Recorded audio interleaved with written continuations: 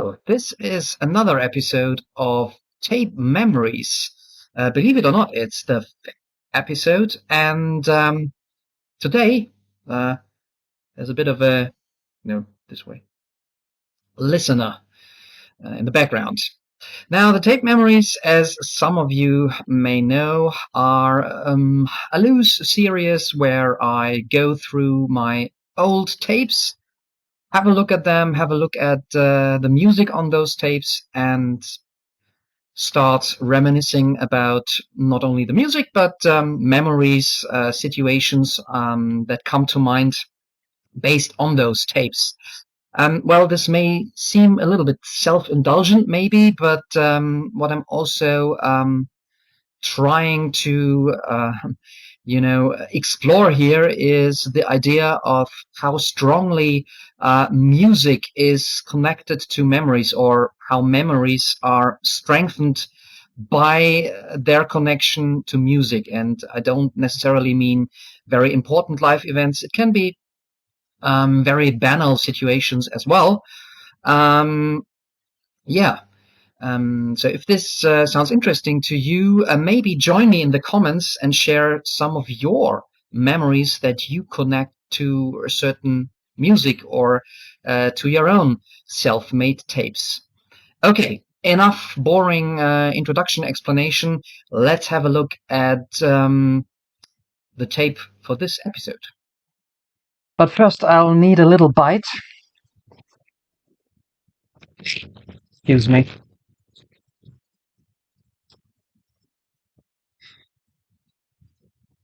Nothing better than a few salty crisps, and they play a role in today's episode. The cat is back, and so here is the tape. Today's tape doesn't feature a lot of written information, but I'll explain why. The music on this tape consists of only 4 tracks, which are pretty long. It is written in green ink. I loved using different colored ink in my later school years. I had, of course, the ordinary blue ink, but also a light blue, orange, I can remember, which looked rather awful on paper. It looked rather like a strange brown. And my favorite, green, which is also my favorite color in general. So this is written in green ink, and this is a tape of the album Incantations by Mike Oldfield. Now, Mike Oldfield probably is not an unknown name. Most people who know Mike Oldfield know him either as the young genius who recorded Tubular Bells, a long piece stretching over an entire record with an army of different instruments, all played, or almost all played, by Oldfield himself. So that was an early overdubbing orgy, the first record of this kind, more or less. Or people will know Oldfield from his radio hit singles from the 1980s, for instance, To France, or, of course, Moonlight Shadow. Incantations is an album from the late 1970s, and it falls into still the early period of Mike Oldfield, when he was considered new agey prog rock and did these long pieces, multi-part compositions that made up an entire record. Incantations for a long time should be the last of those works. He returned to this longer and more progressive form of music later again in his career, but this usually is considered the last of his classic albums, all from the 1970s. Incantations is not necessarily an easy album to get into. It is very long. It was a double album, consisting of 4 parts, each part taking up one side of the double album. This was also music where Oldfield more and more explored or used influences from minimal music. So there's a lot of repetition here, repetition over minutes, with, however, small, quite clever variations built in. But you have to be in a bit of a reflective or meditative mood to enjoy this music, I guess.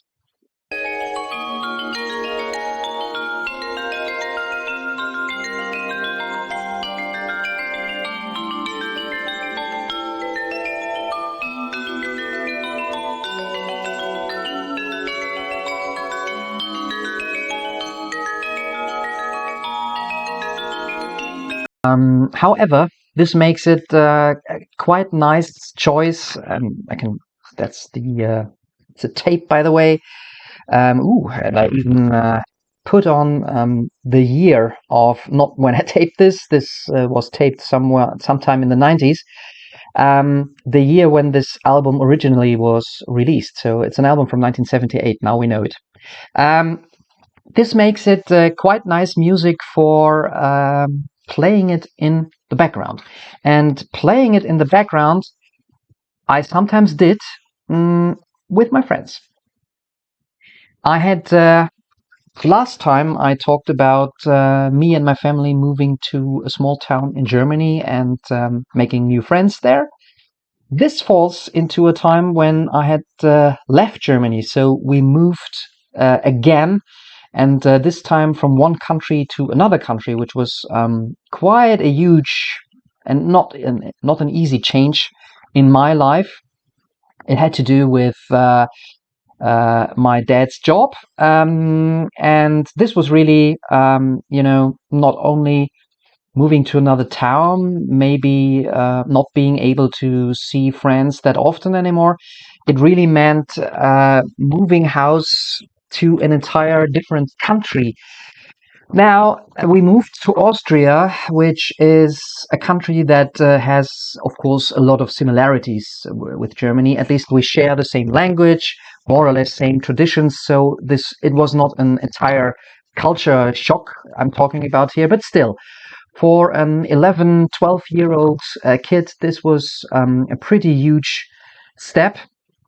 And yeah, in the beginning, this was not an easy time for me, but thankfully, I was able to connect to boys my age in my new school class after not too long a while.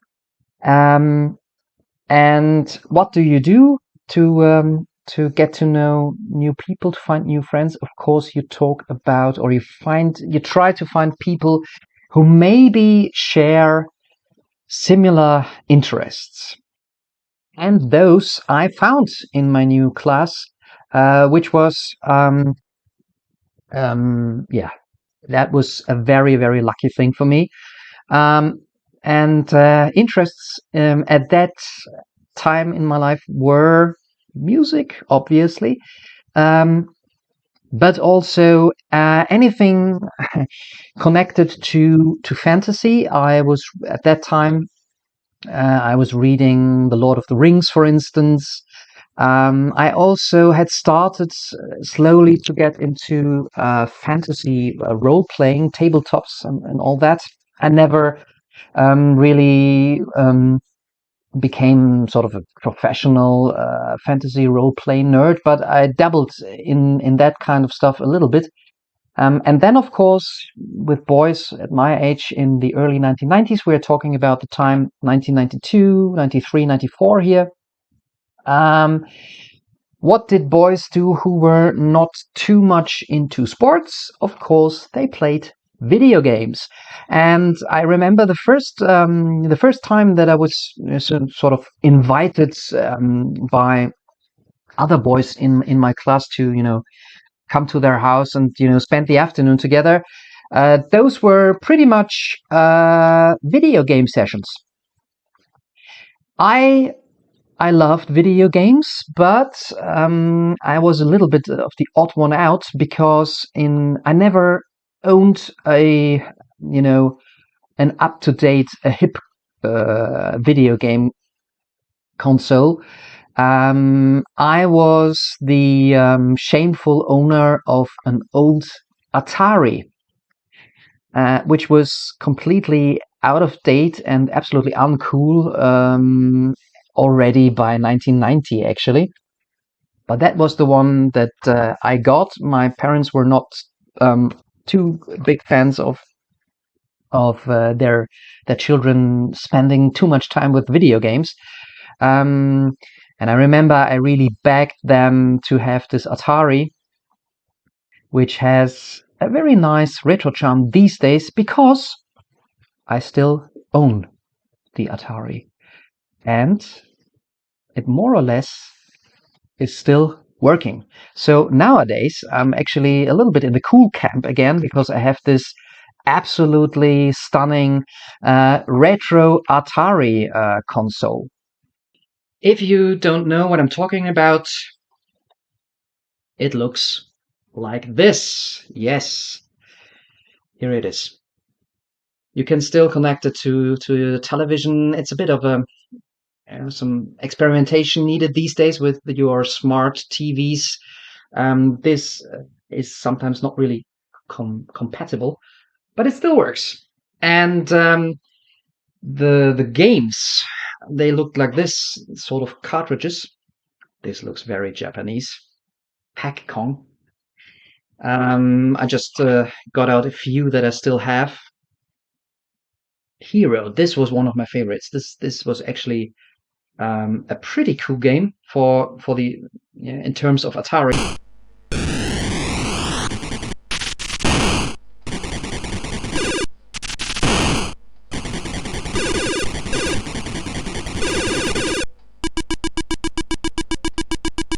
And here I've got the old Ghostbusters game, also for Atari, and I still have a few others left somewhere. But yeah, so in 1992, this was no comment. My friends, of course, they were the guys who had the cool modern play systems. What were those? Of course, Nintendo versus Sega. One friend had a Nintendo, a Super Nintendo, and later on the Nintendo 64, I think it was called. And the other friend had the Sega system. So we would meet alternately at one of their places and have a go at their games. They were, of course, experts, and they had been playing those games for a longer time. I was completely new to them. I loved finally being able to play with a proper video game system, but I was pretty bad at those games. Still, I loved it, and we played until we really had a migraine from staring at this by today's standards really bad graphics. And that's how we spend a lot of afternoons. What else do you need for a proper video game session? Yes, crisps. And they came in all shapes and sizes. We were addicted to crisps. Potato crisps, peanuts nits, other, salty crackers, whatever. I remember once a friend or his parents organized a huge bowl full of crisps, actually a bucket. You could buy them in buckets. And we would stuff ourselves and play like mad. I guess for a while, I think we mostly lived on all sorts of crisps. I discovered the high art of creating crisps only later when I spent half a year in Scotland. Because in the UK, I realized they had flavors I had never heard of before. You have chicken and lemon crisps, for instance, which was something I had never seen in Germany or in Austria, and other exotic flavors. So my love for crisps has not waned over the years, and yes, probably I have already um, done really, really bad things to my kidneys. I will tell you in a few years' time. Video games and crisps. That's what I remember from the years when I was 12, 13. So at the step of becoming a teenager, early teenager years, before we started to shyly get interested in girls. Of course, we were interested in video games and rescuing the princess from the evil dragon. What has that got to do with Mike Oldfield? Usually, we had the video game music playing, but sometimes and increasingly, we thought it was fun to have different music playing in the background, and Mike Oldfield very often was the music of choice. Now that's of course that emphasizes the status as complete nerds, I have to admit. In 1992, 93, 94, to be listening to Mike Oldfield was even worse, I guess, than to be doing fantasy role games. And this in combination, I don't know what we were thinking. But hey, Mike Oldfield was known to me from my parents' collection. They had the Tubular Bells album. And surprise, surprise, my friends also had Mike Oldfield in their parents' collection. And we then even started to buy other Mike Oldfield albums that we didn't know from our own pocket money.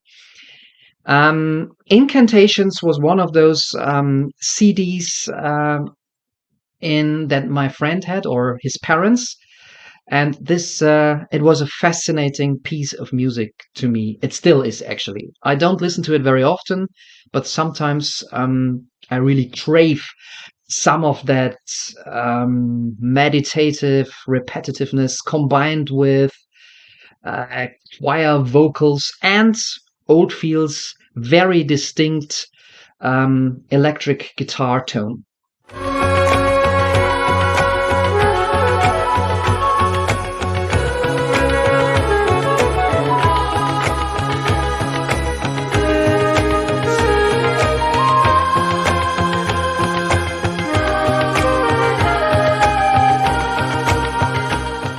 So this was playing while we would beat up enemies in games like Street Fighter,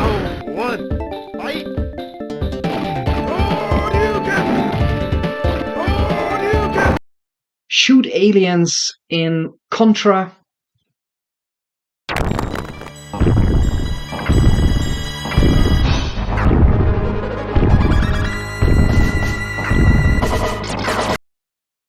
or just be shooting each other with turtle shells in Mario Kart.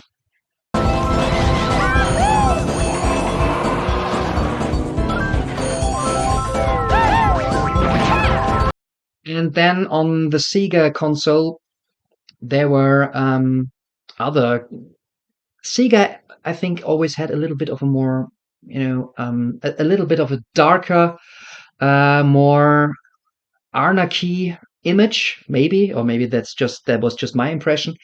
And I remember some of our favorite games, favorite Sega games were Golden Axe 2.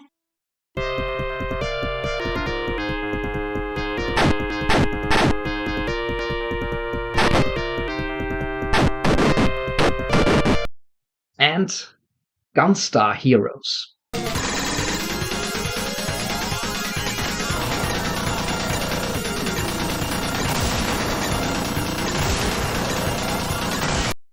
And if those graphics didn't make you sick already, as mentioned, we did our best with all kinds of unhealthy crisps. And this video game phase, for me, is simply deeply connected to also a very intense phase of listening to Mike Oldfield. Apart from Incantations, other albums that I very much enjoyed in those years were Platinum, which was the follow up to Incantations and was the first album where Oldfield clearly decided to become a little bit more commercial. It was the first album with shorter tracks, also with more vocals, and actually with Oldfield's first attempts at doing pop music. It's a rather uneven album, to be honest, and it is a strange idea of pop music, but that's typical Mike Oldfield. Actually, at the end of the day.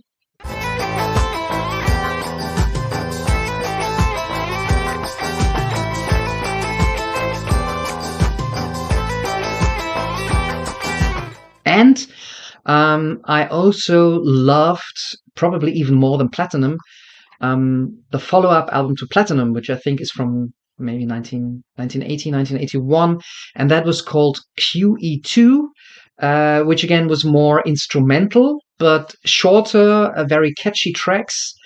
Critics might even say that this was when Oldfield slowly but certainly became pretty cheesy, pretty new age pop.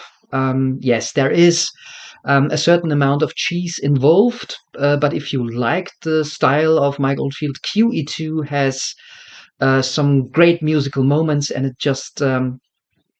just very, very pleasant music that takes you to Greek islands and to the Scottish Highlands. Yeah, it's maybe not the most popular, best known Oldfield album, but if you have an interest in Mike Oldfield beyond Tubular Bells, then maybe check that one out as well.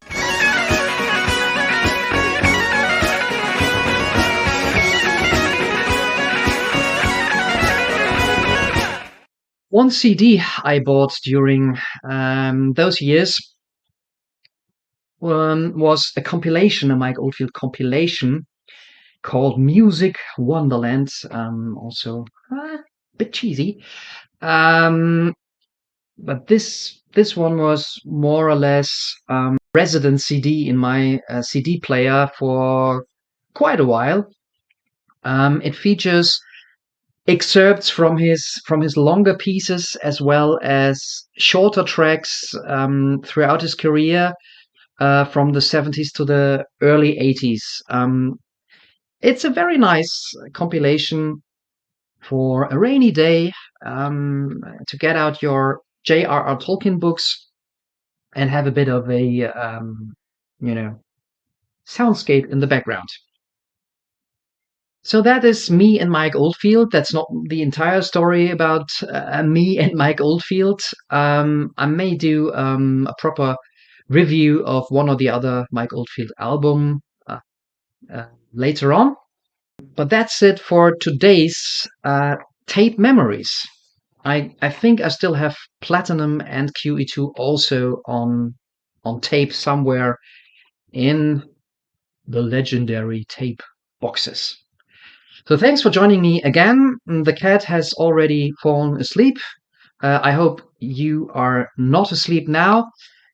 Please share your tape memories, your music memories, or your favorite retro video games in the comments if you like. And stay tuned for either more Murdered Music album reviews or more tape memories, or run away as fast as you can and find yourselves a proper review channel. Thanks, and bye-bye.